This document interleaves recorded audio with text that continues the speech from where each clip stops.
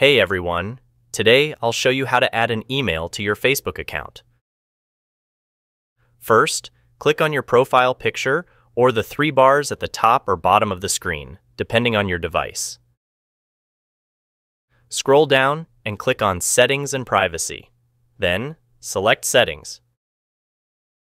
Scroll down to the Accessibility section and select Profile Details. Now, go to the Contact Info section and click Edit. Click on Manage Contact Info. Now, click on Add New Contact. Choose Add Email.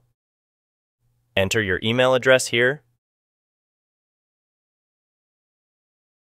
Choose the account and click Next. You'll receive a confirmation code. Enter the code and click Next.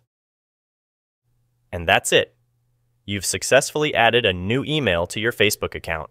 Thanks for watching. If this video helped you, please like and subscribe. See you next time.